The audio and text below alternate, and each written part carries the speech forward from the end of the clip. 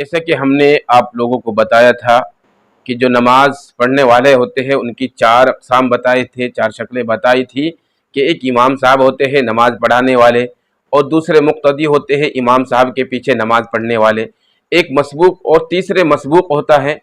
جس کی کچھ رکعتیں چھوٹ جاتی ہیں، اور ایک منفرد ہوتا ہے جو تنہا نماز پڑھنے والا ہوتا ہے۔ امید ہے کہ آپ لوگوں نے ان باتوں کو دھیان سے پڑھا ہوگا، دھیان سے سنا ہوگا، غور سے سنا ہوگا، اور اپنے دماغ کے اندر بھی اس کو بٹھایا ہوگا۔ تو آج ہم ایک اہم مسئلے کے بارے میں بتاتے ہیں۔ وہ اہم مسئلہ نماز کے متعلق ہے، وہ یہ ہے کہ اگر کسی کی رکعت چھوٹ جائے، مقتدی کی رکعت چھوٹ جائے امام صاحب کے پیچھے، اب اخیر رکعت میں جب امام صاحب نماز کو مکمل کرنے کے لیے بیٹھے تو آیا جو مقتدی جس کی رکعتیں چھوٹ گئی ہے وہ اخیر رکعت میں اتحیات کو کہاں تک پڑھے؟ اتحیات کو کہاں تک پڑھے؟ آیا وہ اتحیات کے بعد درود شریف اور دعائے واسورہ بھی پڑھ سکتا ہے یا نہیں؟ تو اس کے بارے میں ہم آپ لوگوں کو بتائیں گے انشاءاللہ۔ آپ لوگ بہت اچھے طریقے سے سنیں اور بہت غور سے سنیں، اور کار خیر سمجھ کر ثواب کی نیت سمجھ کر اس ویڈیو کو آگے بھی شیئر کریں تاکہ اور بھی لوگوں کا فائدہ ہو، عوام کا فائدہ ہو، امت کا فائدہ ہو۔ تو یاد رکھیے کہ اگر کسی کی رکعتیں چھٹی ہوئی ہے، امام صاحب کے ساتھ شریک ہو گیا ہے، اور آخر رکعت میں جب امام صاحب نماز کو مکمل کرنے کے لیے بیٹھتے ہیں جس کو قاعدہ اخیرہ بھی کہتے ہیں، آخری قاعدہ، تو اس میں جو مقتدی جس کی رکعتیں چھٹی ہوئی ہے وہ اتحیات کو کہاں تک پڑھے اور کیسے پڑھے؟ تو اس کا جواب ہم بتاتے ہیں آپ کو کہ آپ اس طریقے سے پڑھے، اتحیات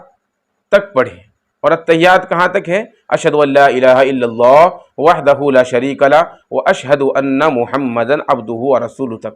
یہاں تک ہم اتحیات کو پڑھیں گے اور خاموش ہو جائیں گے۔ یا تو اتنی رفتار سے پڑھے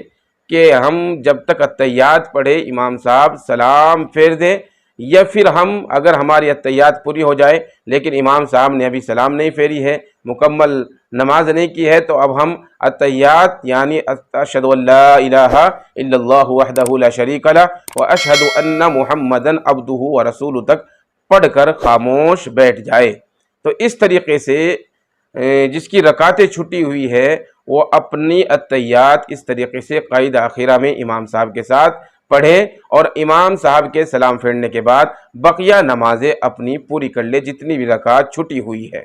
اللہ تبارک و تعالی ہم سب کو عمل کی توفیق عطا فرمائے۔ امید ہے کہ یہ مسئلہ آپ لوگوں کی سمجھ میں اچھی طرح سے آ گیا ہوگا، اور اگر نہیں آیا ہے تو کمنٹ کے ذریعے ہمیں دوبارہ سے پوچھ سکتے ہیں اور دوبارہ سے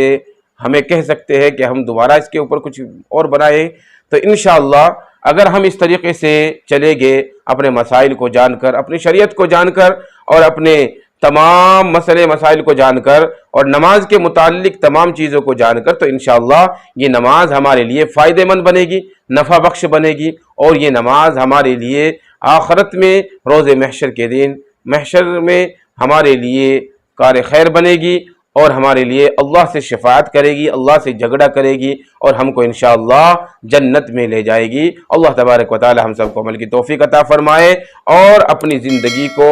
احکام الہیہ اور شریعت مطہرہ اور اپنے نبی کی سنت کے مطابق گزارنے کی توفیق عطا فرمائے۔ آمین۔